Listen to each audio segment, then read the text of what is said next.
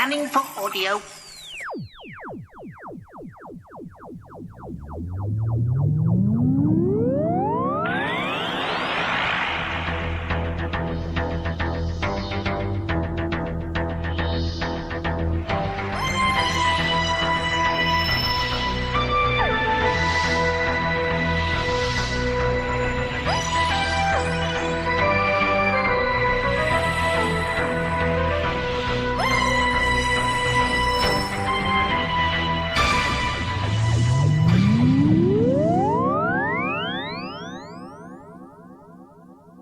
Welcome to a Tin Dog podcast.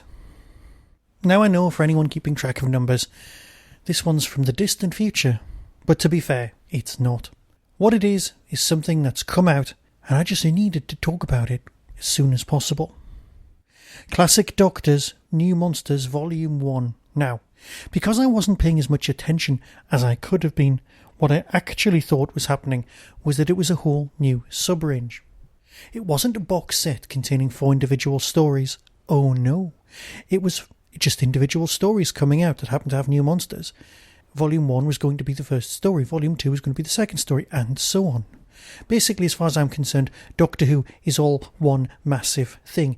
And in order to be able to present you, the audience, us wonderful consumers, well, we need constant supply of new stuff. New takes on stories, new twists, new turns, but basically the same sort of stuff. This is perfect, because this is a box set. Now, imagine, if you will, you're one of the new school Doctor Who fans, the people who started with Eccleston, or even with Tennant, God forgive them. And they're the people who bought the David Tennant box set. They hadn't experienced Big Finish before, they're not that familiar with the classic Doctors. How are we going to get them to experience the old school stuff? They've bought one brand new box set. They're very, very happy with the David Tennant stuff. They need a way in. A gateway, shall we say. So the gateway drug of choice to the rest of the Big Finish range isn't going to be a Doctor, it's going to be a monster that they're already very familiar with. And here we have 4 of them. Well, 3 new monsters and a new take on an old monster. We've also got 4 stories. If you're a little bit strapped for cash, or more likely it's the summer and you want to hear some new Doctor Who, then this again is perfect for you. Basically, this is an absolutely stand-out box set. What do we get? 4 stories, 4 Doctors, 4 monsters. Number 1, 5th Doctor, Fallen Angels. Number 2, that's the Judoon, dealing with the 6th Doctor. You can see where this is going. Number 3, Harvest of the Sycorax, dealing of course with the Sycorax. And then the 4th story, the Sontaran Ordeal. This one's got the 8th Doctor, but most importantly, this is the 8th Doctor actually in the Time War. Not messing around at the beginning, not going, oh, is this the Time War, is it not? None of that, no Gallifrey nonsense. No, this is the Doctor in the actual Time War, because that's what our new school fans are expecting. This is the Doctor pre-Night of the Doctor, quite clearly. But I'm getting ahead of myself. You see, these are so good. These actually deserve 4 individual podcasts to talk about them. But I just simply don't have the time. And let's face it, they're not available individually, so it would be pointless talking about them. This is one boxed set, out in July 2016, and it has a pre-order CD price of £20 and a pre-order digital price of £20. £5 per story, per Doctor. That's the sort of bargain you end up getting in one of the Big Finish sales, never mind an actual brand new release.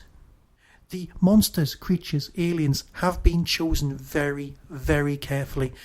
And you know what? Everyone has taken the mick out of the first story before they even knew anything, using that magical sense of entitlement that we all have. Because let's face it, if you're using the Weeping Angels on audio, you're at a bit of a loss. The only thing that could possibly be worse than the Weeping Angels would be the silence, and they're supposed to be turning up in a unit story. Something that doesn't speak very much, or indeed at all, apart from the odd skittering noise or scream. They are the angels. Except, of course, what we've got here is the 5th Doctor and 2 superb companions just for this story. People caught up in... Look, let me just read you the synopsis, thus avoiding any spoilers. 2015, when the sightseers Joel and Gabby Finch encounter a strange man in Edwardian cricketing garb in the Sistine Chapel, their honeymoon suddenly takes a terrifying turn. 1511. Michelangelo is commissioned to complete some very special sculptures by a mysterious sect, but as he carves, angels seem to emerge fully formed from the rock, almost as if they were alive. From Michelangelo's workshop to the catacombs of Rome, the Fifth Doctor must keep his wits about him and his eyes wide open as he confronts the weeping angels. Now, when you're taking stories that are aimed primarily at a new Doctor Who fandom, what you've got to do is up the pace. We're used to the 5th, 6th and 7th and 8th Doctor stories being not so much the 8th, but you know what I mean, using the original format, the screen running, the 25 minutes episodes, or indeed in some cases the 45 with the 6th Doctor. We know that. Stop being pedantic. We're all there. We're all on the same page. But basically, classic Doctor Who had a slower pace. Certain things were never discussed, and I'll come to those when we discuss the 7th Doctor. But overall, we've still got the same Doctor confronting monsters, saving people. That's your basic theme. So once you take the modern sensibility of Who and graft it onto classic Who, you start noticing differences. The pacing picks up. The storytelling moves along at a massive pace. Yes, there are certain moments of exposition. If you're a new school fan and the Doctor fails to get out of his sonic screwdriver, you need some explanation. The 5th Doctor going, oh, it's very... I must get out of building a new one since the Pteroleptils destroyed the last one. Little things like that. Throw away remarks, keep everyone in the loop, keep everyone up to date, and it's fine. The 5th Doctor he is by himself, which is quite rare. All of the Doctors in this entire box set appear without companions. All of the people are picked up in the actual story in order to help them, and that works tremendously well. This story also has Matthew Kelly playing Michelangelo. Now, Matthew Kelly, a very tall man who is known to people of a certain age as the bloke off Game for a Laugh. However, he is a tremendously accomplished actor and also massively busy. He appeared with Peter Davison back in 1981 in a sitcom. He's very good at comedy. He's incredibly good at straight drama. Many, many years ago, a friend of mine went to see Matthew Kelly in a stage play, and at the time there was a court case, an investigation into him. And he was in Of Mice and Men, playing Lenny, because Matthew Kelly is an enormous presence. And the night of the performance, there was an announcement made where he was completely exonerated of all charges. The man was utterly innocent, and the person who had accused him was an absolute fantasist who'd eventually been charged by the police. This man was ridiculously innocent and had been the victim of something awful, mainly orchestrated by the press. Some things never change. The audience erupted at the end of the show. Massive standing ovations. My friend was there and she told me all about it. All of the audience in this packed theatre had gone to see him because he's such a great performer. But to many people out there, just like Bonnie Langford will always be the little girl who screams, they've never moved beyond. Matthew Kelly's Michelangelo is brilliant. I didn't even know it was him until the very, very end. However, that's not the most important thing. The companions, one of them played by Sacha Dhawan, another one played by a comedian from Radio 4, whose voice I recognised immediately, were just brilliant. The honeymooning couple who are fans, well, let's put it this way. They're both teachers. One's a science teacher and one's a history teacher. Sounds a little bit First Doctor-y familiar. Well, yeah, that's on purpose. And it just works. The idea of having Sacha Dhawan in a Big Finish is just brilliant. All of their eggs are being lined up. They've got the new Barbara. They've got Sacha. And they've got a lot of contacts. We could end up with some First Doctor stories using the cast from BBC. It doesn't matter. That's not what we're here to talk about. What we are here to talk about is this brilliant box set. Moving on. You've got the second story, and that's a Sixth Doctor thing. These are all one disc long. You've got You've got 2.5 hours worth of narrative crammed into 70 minutes, and it moves along at a pace and everything works. Similarly in story number 2 with the Judoon. The minute the Judoon turned up on TV, they deserved to be with the Sixth Doctor. The Sixth Doctor has got this thing about court cases. It just almost wrote itself. And you know what? This works. Judoon in Change, Simon Barnard and Paul Morris, is brilliant. The Sixth Doctor is no stranger to courtroom drama, but faces a very different challenge when he prepares to defend a most unusual Judoon. After an environmental clearance mission goes wrong, Captain Kybo of the 19th Judoon Interplanetary Force is stranded in Victorian England, bound in chains, an exhibit in a circus. But he has allies. Eliza Jenkins, known to audiences Thomasina Thumb, and the larger-than-life clown in the colourful coat. Uncovering a trail of injustice and corruption, the Doctor and Kybo soon find themselves on trial for their lives. It's a great story. It's a story within a story. It's got classic Judoon things, like the movement of one location to another using their perpetual rain machines. It's got... But I don't want to give you any real spoilers. Worthy of comment, however, is the fact that Big Finish have hired, well, I don't know what the politically correct term is these days, so let's go for a little person. They've hired a little person to play a little person on audio, someone who's hung around with Warwick Davis and has been in a lot of performances.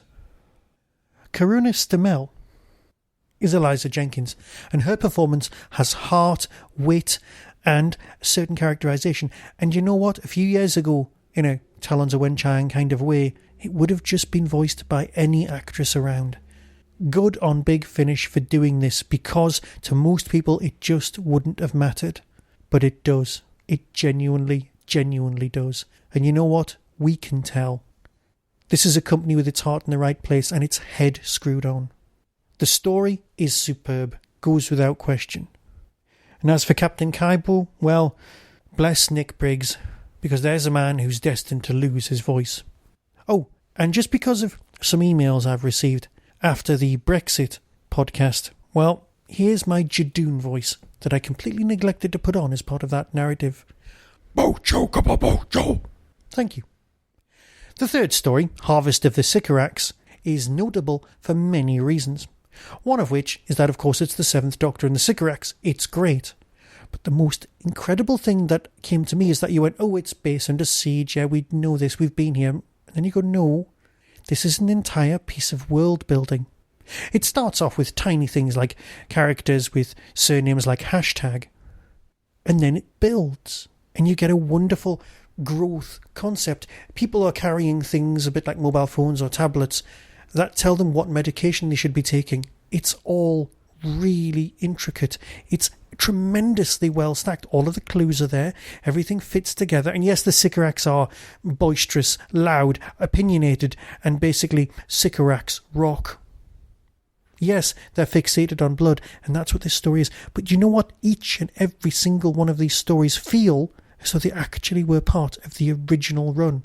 And that these new stories were just people going, oh look, it's the Judoon again.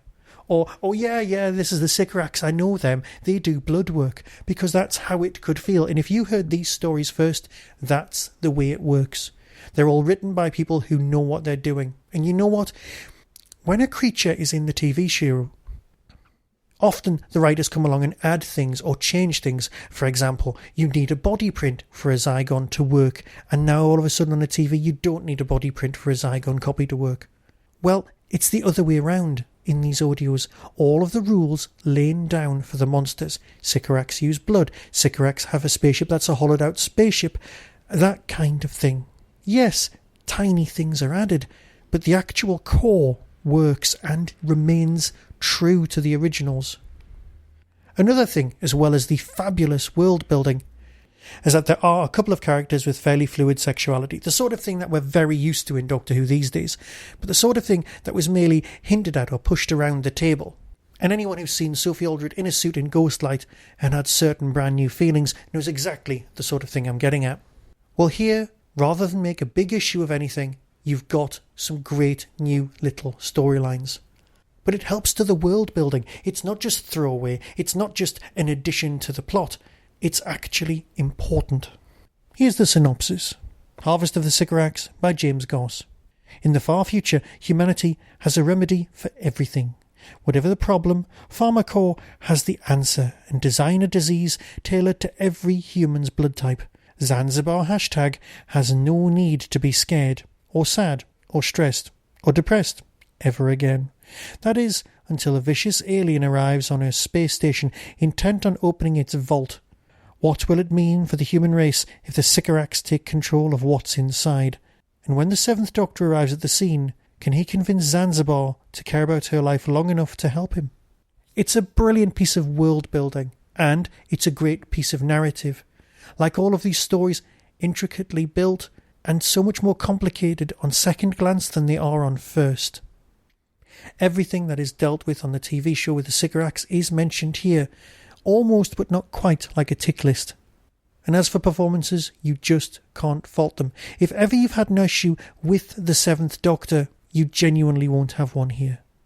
Which brings us to the glorious Sontar race and the 4th story in the set, the 8th Doctor taking on the Sontarans in the middle of the Time War.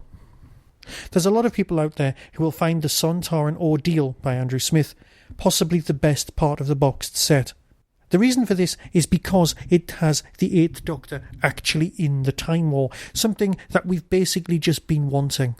Yes, we've enjoyed Dark Eyes and we've enjoyed all of the box sets, we've loved the Lucy Miller years, but let's face it, all a lot of people are waiting for is a nice big chunk of Time War.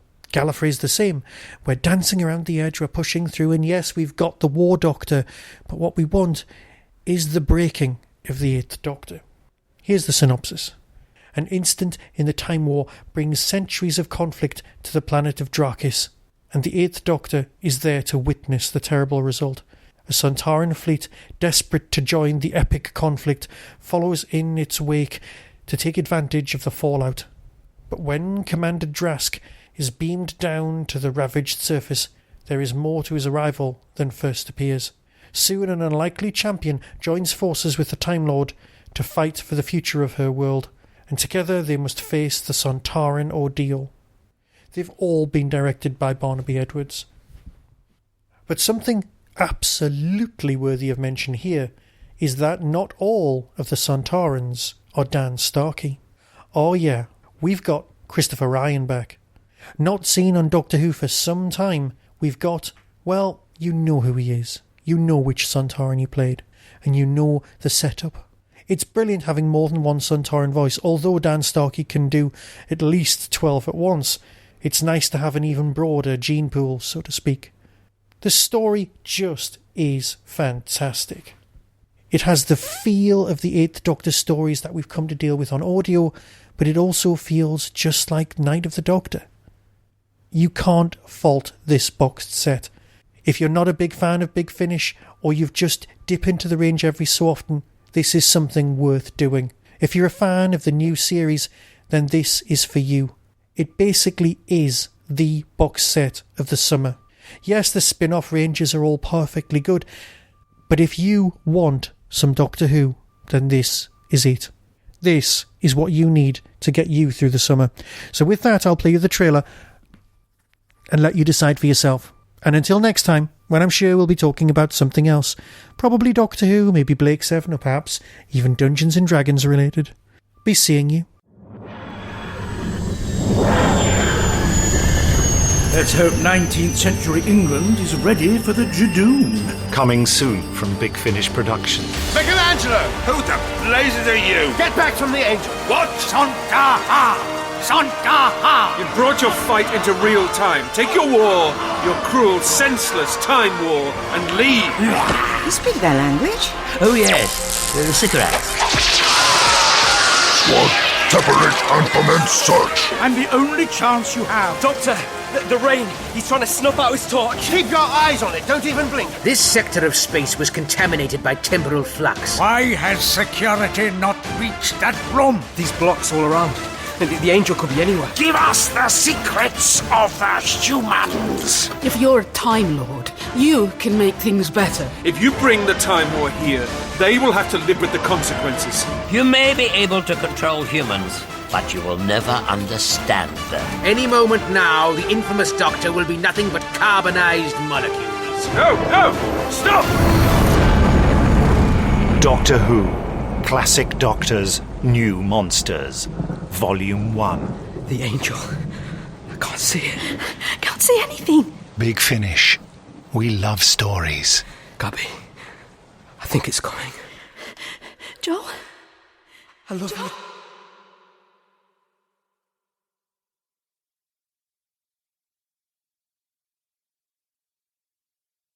you. On the 3rd of September 2016, Hooverville 8 will be with us. Possibly the friendliest convention in the whole of the UK. This year's guests include, but are not limited to, Kai Owen from Torchwood, Michael Jason from Doctor Who, the Valiard himself, Katie Manning, Joe Grant, Eric Sayward, Sophie Aldred, good old Ace, and Matthew Dale. For more information and to book your ticket, visit the Derby Quad website, www.derbyquad.co.uk, derbyquad.co.uk.